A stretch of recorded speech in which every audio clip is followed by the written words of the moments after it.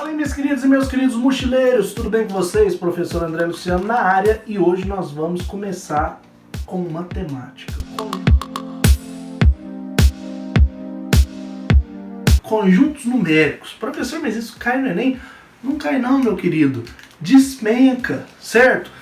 É óbvio que nós vamos começar lá no princípio, entendendo até um pouco a história de como que esses números surgiram e daí em diante a gente vai tendo as aulas, certo? Então aula por aula, módulo por módulo, nós vamos avançando juntos dentro da matemática e dentro das outras áreas do conhecimento também. Então vamos lá. Quando a gente pensa nos conjuntos numéricos, o primeiro conjunto que veio a existir, a ser usado pela humanidade, foi o conjunto dos números naturais. Por quê, professor? É meio óbvio. Conjuntos dos números naturais são todos aqueles números que são palpáveis, são visíveis, são contáveis. Como assim, professor? Me explica melhor. Simples. Por exemplo, eu tenho 2 pincéis na minha mão. Então aqui dá para você ver 2. Você pode ter 3 irmãos, 4 tios. Tudo aquilo que você consegue contar. Eu tenho 3 bolas de futebol, eu tenho 10 reais. Tudo isso é contável, eu consigo manejar, isso é natural. E no princípio da humanidade, eram esses números que eram necessários. Depois vieram até adicionar o zero, né? A significância de do nada. Mas a princípio, então, existia 1, 2, 3, 4, que era o que precisava, né? Por exemplo, nós somos 4 pessoas, precisamos nos alimentar, então nós precisamos caçar 2 animais. Pronto! Isso era a matemática necessária na época. Mas a humanidade, ela foi o quê? Avançando, ela foi evoluindo. E conforme ela foi evoluindo, começa a surgir um mercado. E no mercado, eu começo a ter necessidade de outros números. Por exemplo, vamos supor que eu devo 10 reais para o seu João. Então eu devo 10 reais. Ou, vamos pensar antigo, né? 10 reais é coisa nova. Eu devo 10 moedas de prata para o seu João. Mas no momento, eu só tenho 5 moedas. Eu tenho 5 moedas, mas eu devo 10 moedas. O resultado disso não é um número natural. Por que não é um número natural, professor? Porque isso aqui teoricamente não existe. Cadê essas 5 moedas? Eu não tenho elas. Não estão comigo. Eu estou devendo. Isso está, então, negativo. Já viu quando você abre a conta do banco e está lá? Negativo, assim, o número na frente? É realidade muito brasileira, meu querido. Isso significa o quê? Negativo. Você não tem aquele dinheiro que está lá, você deve aquele dinheiro que está lá. Então aquele número é negativo aqui nessa conta. Então eu deveria aqui, ou eu devo 5 moedas para o seu João. Peraí, menos 5 já não é um número natural. Menos 5 é um número inteiro. O conjunto dos números inteiros, representado aqui pela letra Z, mas que é inteiro, não desinteiro. Tem gente que faz inteiro para decorar, mas é inteiro. Quais que são os números abarcados aqui nesse conjunto, professor? Todos os números negativos, inteiros, ou seja, sem ter vírgula, aquela linguagem básica para você entender, o zero e todos os números naturais também, certo? Então os números negativos mais o conjunto dos números naturais. A gente tem os números inteiros, sem vírgula, tá? Se tiver vírgula já não é inteiro mais. Combinado? E isso é o que precisava naquela época, né? Eu devo 10 moedas, eu tenho 5, continuo devendo 5 moedas, números negativos. E isso fala, pronto, é isso que a gente precisa para viver em comunidade.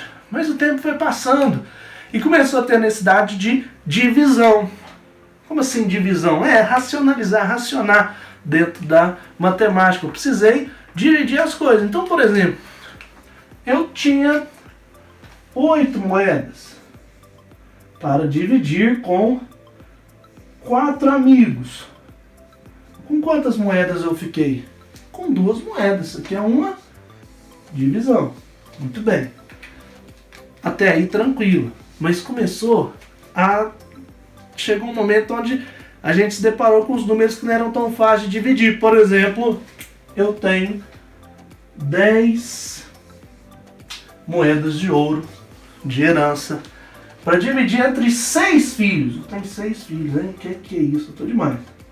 Tem 10 moedas de ouro para dividir entre 6 filhos. Qual vai ser o resultado disso? Já não vai ser um número inteiro mais.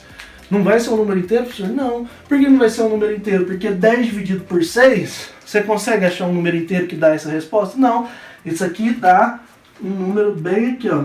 1,666 e assim por diante. Isso aqui é o que nós vamos chamar de dízima. E essa dízima aqui, como está sempre repetindo o número 6, é uma dízima periódica. Uma dízima periódica, que também pode ser representada como 1,6 e um tracinho em cima. Perceba que agora eu estou lidando com números mais complicados. E aí teve então a necessidade de criar esse outro conjunto, que nós vamos chamar dos números dos conjuntos, ou conjunto dos números racionais. O conjunto dos números racionais, então ele é o quê? Que é a formulinha para você entender ele. É qualquer fração, qualquer divisão, qualquer racionalização, onde o primeiro númerozinho aqui, o númerozinho de cima, numerador, ele tem que ser um elemento dos conjuntos dos números inteiros, certo? Então ele pertence aos números inteiros, aqui ó, pode ser tanto um número negativo quanto um número positivo, ou o próprio zero. E o G, que é aquilo que está sendo dividido, ele também tem que ser um conjunto, tem que fazer parte do conjunto dos números inteiros, mas diferente de zero. Então, toda vez que você vê isso aqui, ó, que significa que é diferente de zero, porque eu não posso dividir um número por zero, certo? Então, eu tenho isso aqui, porque significa que no conjunto dos números racionais, o meu numerador e o meu divisor tem que, um primeiro, fazer parte dos números inteiros, e o segundo, fazer parte dos números inteiros diferentes de zero, ok? Até aqui tá tranquilo, certo? E aí o homem pensou, pronto, acabou, né? Agora eu já consigo lidar com todas as operações matemáticas existentes, até aquelas mais complicadas. E por muito tempo foi assim mesmo. Mas aí, meu querido, chegou aquela matéria que às vezes você não se dá muito bem com ela, que é a geometria. E quando o homem começou a fazer os cálculos na geometria, começaram a surgir algumas dificuldades. Por exemplo, presta atenção aqui comigo. Se eu vou calcular um quadradão aí, ó, forma simples, de lado 1, e aí eu quisesse calcular a diagonal desse número aqui, ó, vamos calcular, representar pelo número D, começaria a surgir algum probleminha. Quando a gente for aprofundar na geometria, você vai entender isso aqui, teorema de Pitágoras e tudo mais. Mas para me entender esse D, você vai ver que na geometria o D vai ser igual, olha isso aqui comigo, ó, D vai ser igual L raiz de 2. Olha, professor, L raiz de 2? L raiz de 2. Onde, continuando aqui, ó, o D é igual a raiz de 2. E que raiz de 2 que é essa, professor? Raiz de 2 é mais ou menos aqui, ó, só para você entender, 1,41,42 e assim por diante. Presta atenção que agora essa dízima aqui, que ela vai continuando, ela não repete mais os mesmos números, como aqui, por exemplo, o 10 dividido por 6. Agora vão dar diferentes números, vão dando aqui uma sequência aqui que vai longe, nós não vamos ater a ela, mas é uma sequência de diferentes números. E para esse conjunto desses números, que tem outros, por exemplo, eu posso citar aqui raiz de 3, por exemplo, para você, ó. Raiz de 3 é mais ou menos, né, aqui, ó, 1,73. 1,73. Tem outro númerozinho bastante famoso que você direto se encontra com ele, que é o π, ó. O π é mais ou menos 3,14, 15 e assim por diante, né? Só para te dar um macetinho aqui que você pode usar em vestibular, ó. Se eu somo raiz de 2 mais a raiz de 3, olha aqui. Se eu somo raiz de 2 mais raiz de 3, eu vou ter aproximadamente o número π, ó, 3,14, 15 e assim por diante. Então isso aqui é um macetinho que você já pode usar em vestibular. Outro número que às vezes cai muito em vestibular, esses é importante você saber, é a raiz de 10. Ó. Raiz de 10, por exemplo, é aproximadamente 3,16. Então, aqui alguns números que é importante você saber. Ó. Raiz de 2, aproximadamente 1,41. Raiz de 3, aproximadamente 1,73, raiz de 10, aproximadamente 3,16. Tem outros números na matemática que também são muito interessantes. Tem, por exemplo, o E, vou colocar ele aqui em cima. O E na matemática, um número bem complexo. Depois você pode fazer uma pesquisa dele, ou quando a gente tiver umas aulas de curiosidade em matemática, eu posso trazer ele. O número E, por exemplo, é aproximadamente 2,71. Temos também aí, ó, quem gosta dos filmes do Dan Brown ali, o Código da Vinci. No Código da Vinci, a gente tem o φ, né?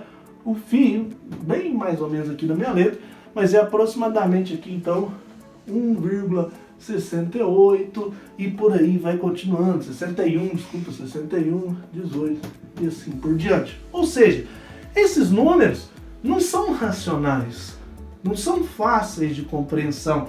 Tá vendo aqui que eles são bem complexos. E para esse conjunto de números, a gente vai chamar ele dos números, conjunto dos números irracionais. Irracionais, eles não fazem parte dos conjuntos dos números racionais. Portanto, como é que eu posso definir, professor, o que seria o conjunto dos números irracionais? Simples, qualquer número diferente ou que não é um elemento dos números racionais, certo? Então, qualquer número que não seja elemento dos números racionais é um número irracional. E, portanto, a gente ficou com esses 4 conjuntos: os naturais, os inteiros, os racionais e os irracionais. E aí, para colocar todos juntos, a gente cria o conjunto dos números reais. O que é o conjunto dos números reais, professor? Nada mais é do que a união, símbolozinho que significa união, dos números racionais com os números irracionais. E aí a gente tem aqui no quadrinho, ó, fiz um quadrinho especial para você entender isso. Então aqui, começamos com os números naturais. São aquele aqui, 0, 1, 2, 3, 4. Além dos números naturais, a gente tem os números inteiros. Os números inteiros são todos os números negativos, inteiros, mais o conjunto dos números naturais. Tá vendo que o conjunto dos números naturais está aqui dentro? Porque ele também, todo número natural, é um número inteiro. Depois dos números inteiros, a gente tem o conjunto dos números racionais. Os números racionais são aqueles que a gente falou, as dízimos, as divisões. Todo número natural e todo número inteiro também faz parte dos conjuntos dos números racionais. Agora, o conjunto dos números irracionais, perceba que aí ele já está separado. O conjunto dos números irracionais é qualquer elemento, qualquer número que não faça parte dos números racionais. E aí, para embarcar todo mundo aqui, ó, no maior, se cria o conjunto dos números reais, que é a soma do conjunto dos números racionais com o conjunto dos irracionais, certo? Então, a primeira parte da nossa aula é essa, e vamos agora para a segunda parte. Vamos mudar o quadro aqui.